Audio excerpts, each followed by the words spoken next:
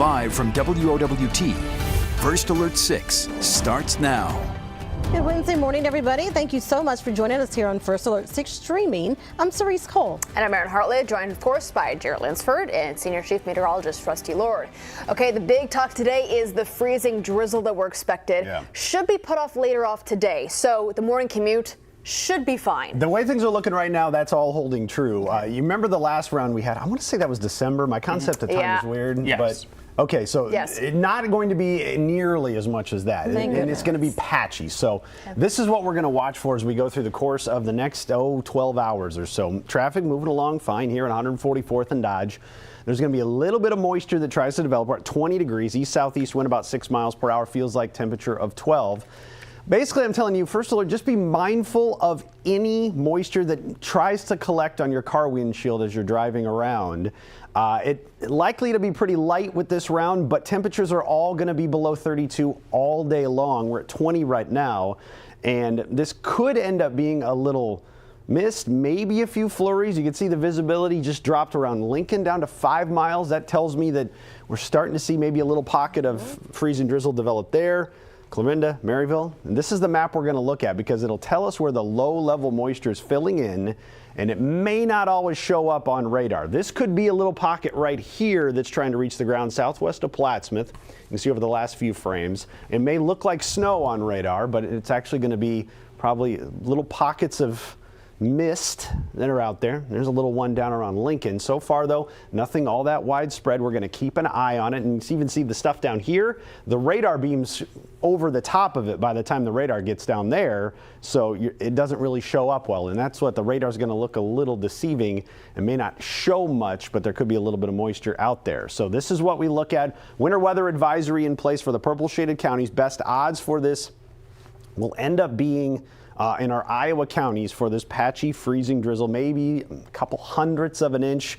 Last round we were up near a tenth and above, so that makes the difference. We're talking 0.01, 0.02 with the amounts of moisture, and hopefully with treated surfaces we won't have a huge issue. But this is what it looks like from 7 o'clock on. Notice how patchy it is, and there's a little wind, a little pocket there by 9. Not ever completely covering the map, but you can see little hints of it here and there as we go through the afternoon. 3, 4, 5 o'clock, still some pockets of it. And, well, towards 7 and 8, those will dwindle and move off towards the east. So just not the coverage like we had with that last round back in December. And that's good news. Freezing drizzle's no fun.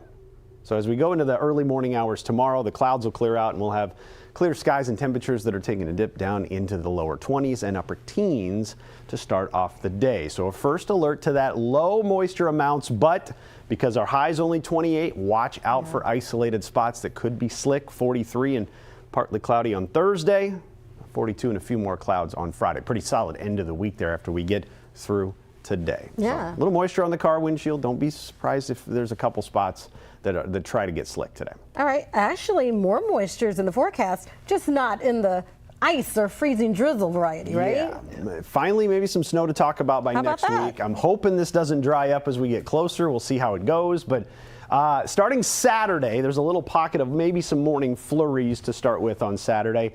Not a big deal out of that one. Better odds as we get towards Tuesday of next week to maybe see a little bit of light snow sometime in the Tuesday window, and then another system by the tail end of next week. That Thursday to Friday. Friday's Valentine's Day. I paused it here at about 11 o'clock Thursday night.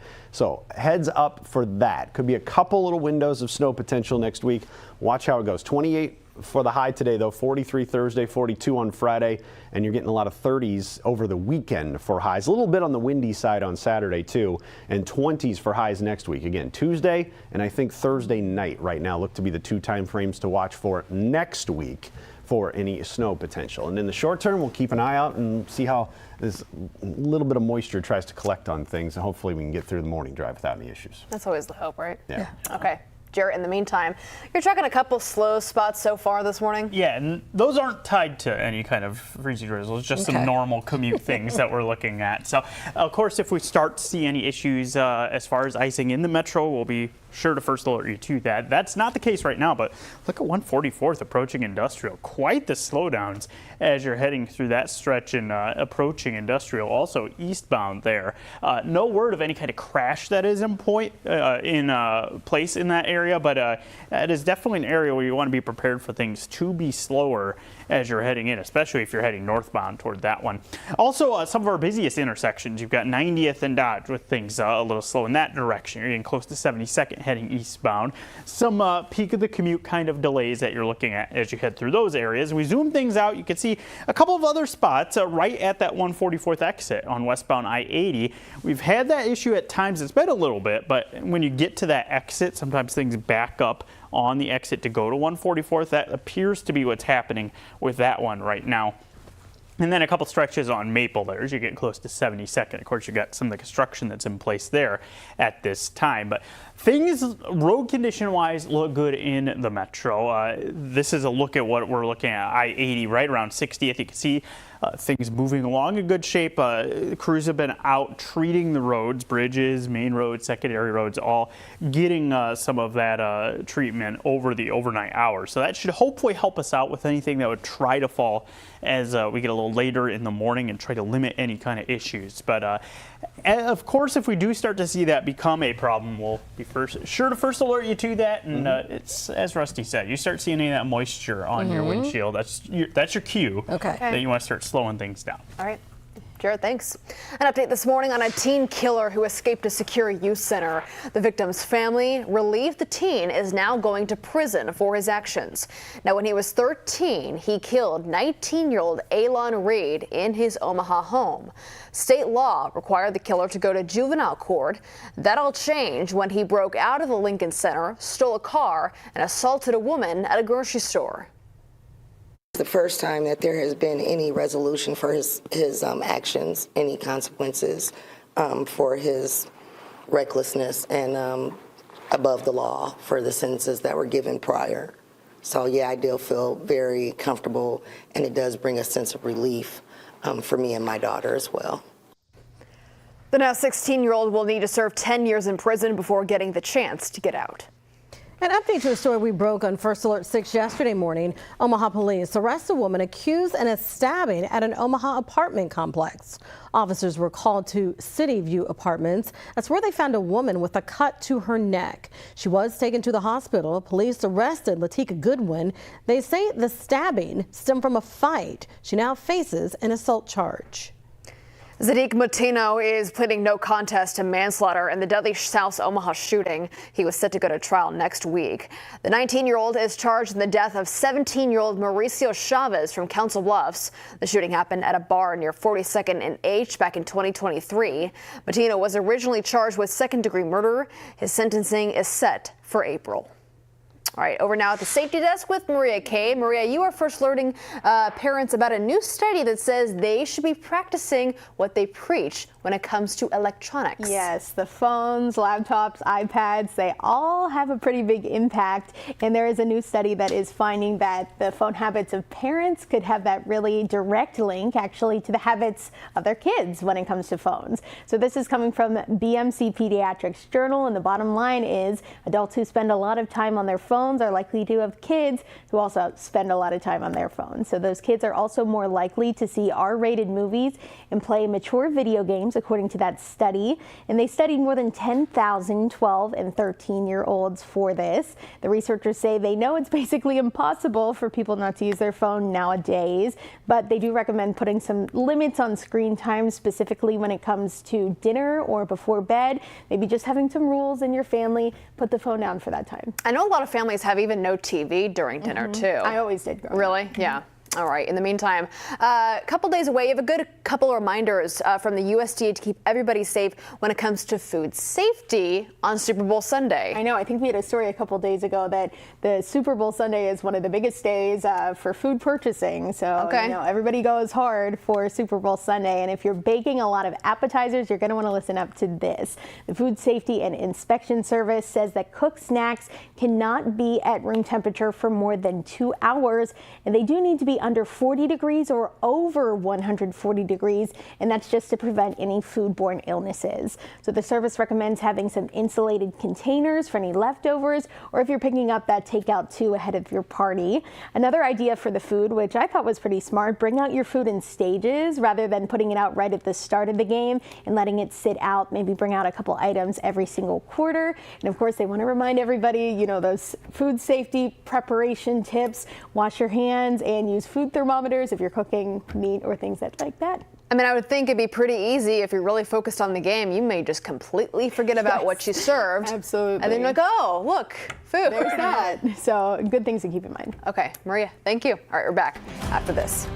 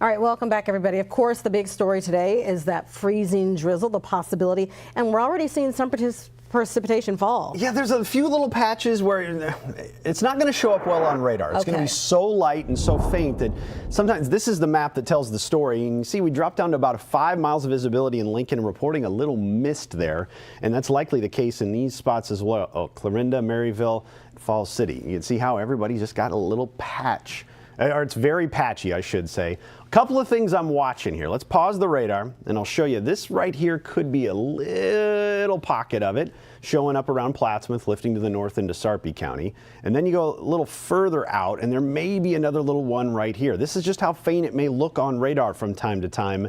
And it doesn't really show up well until it gets close to the radar because it's so low to the ground.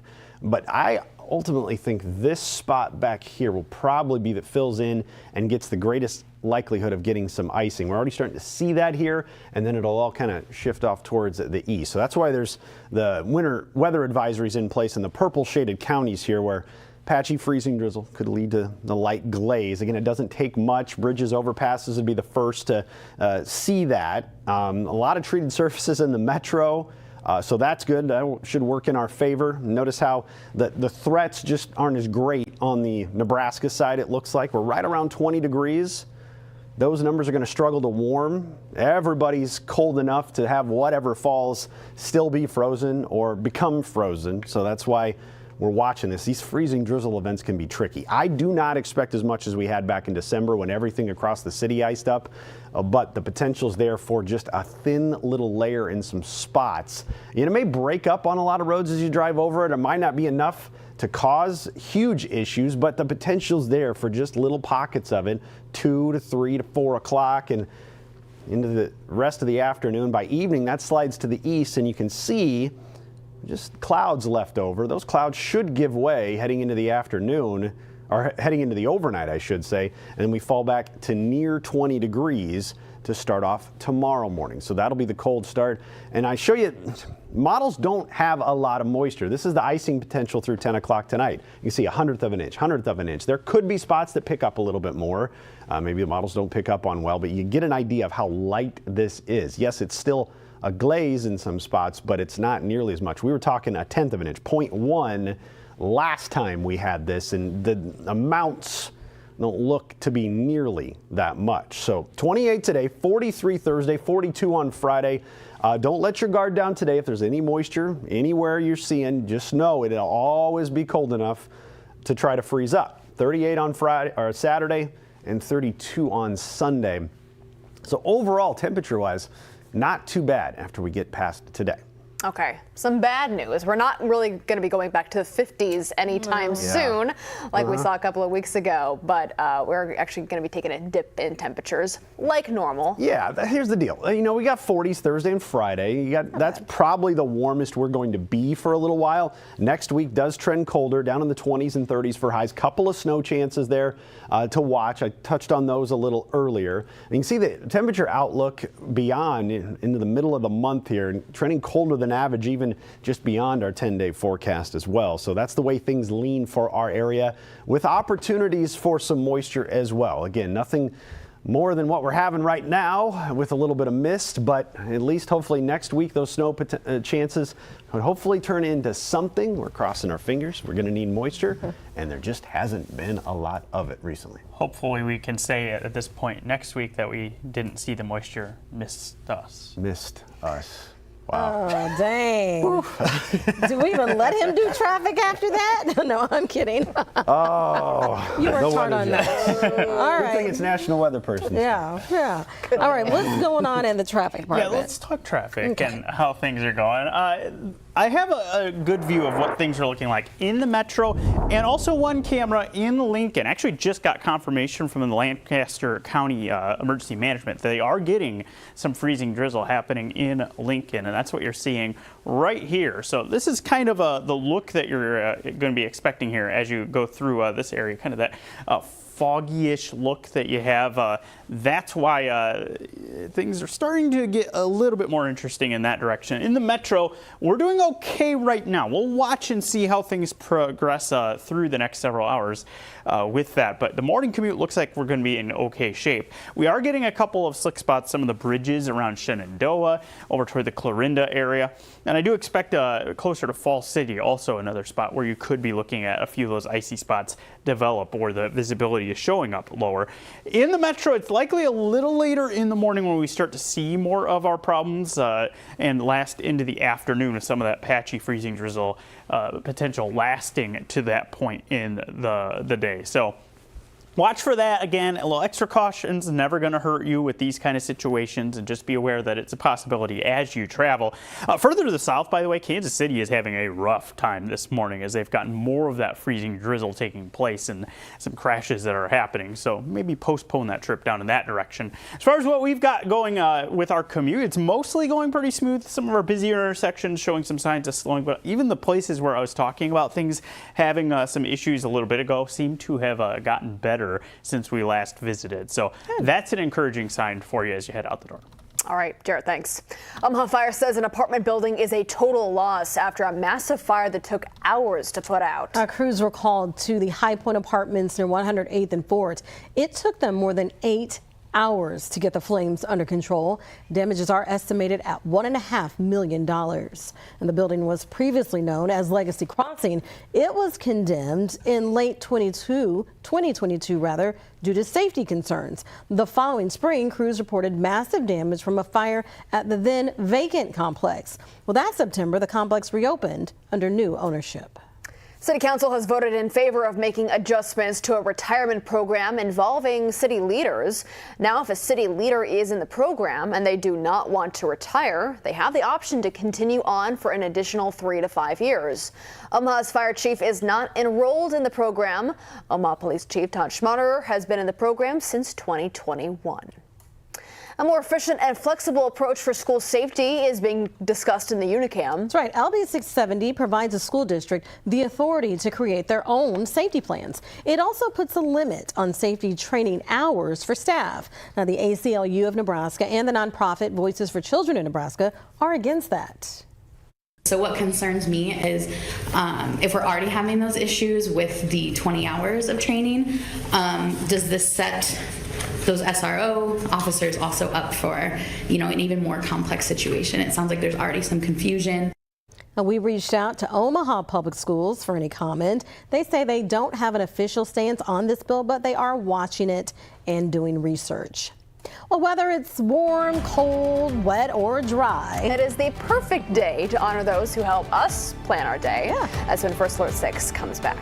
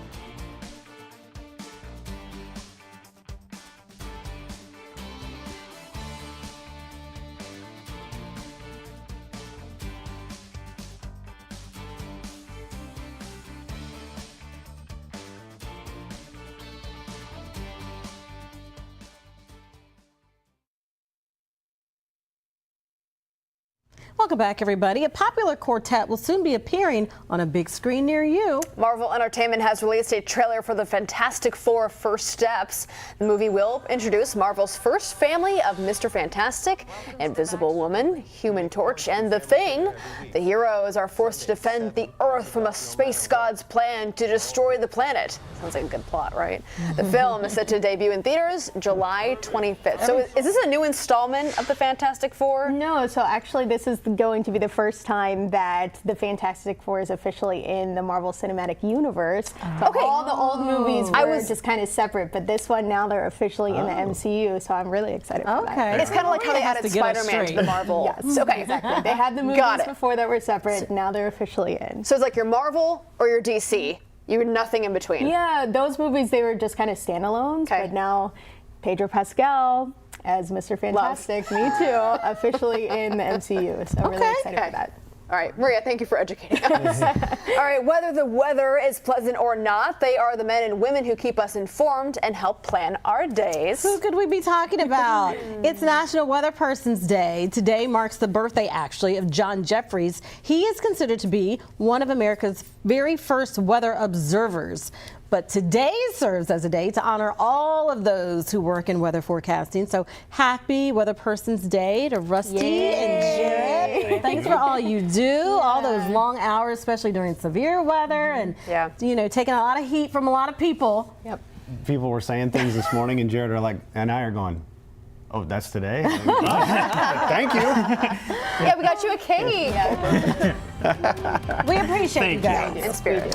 All right, everybody. Thanks for joining us. We're going to get ready for our update in today's show. You can watch it here on streaming or over the air. Have a great start to your Wednesday.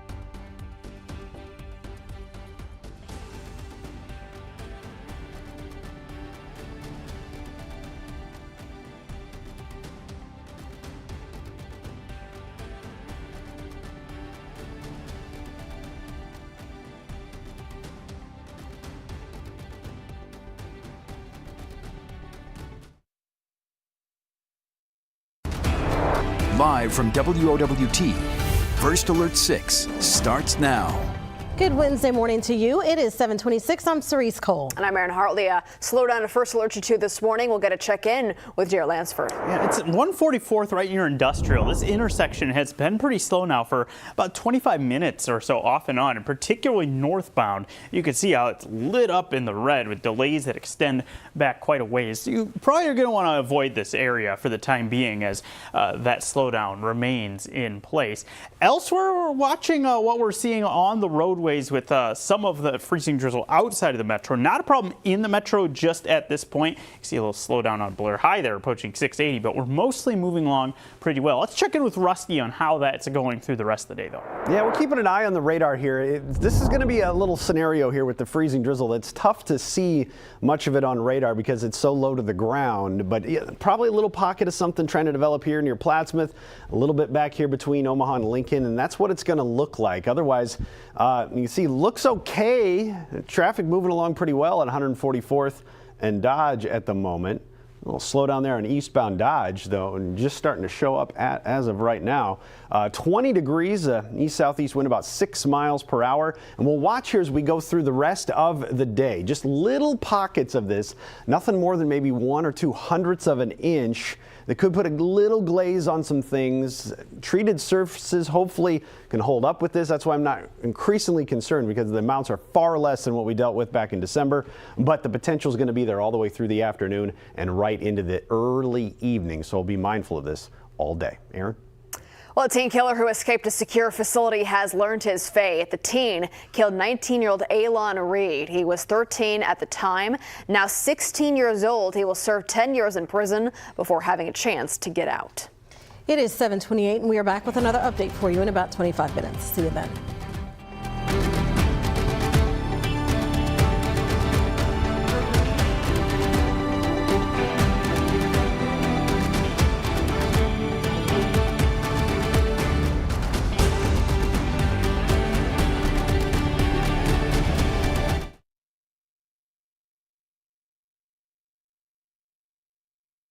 Just a little bottleneck that worked its way through.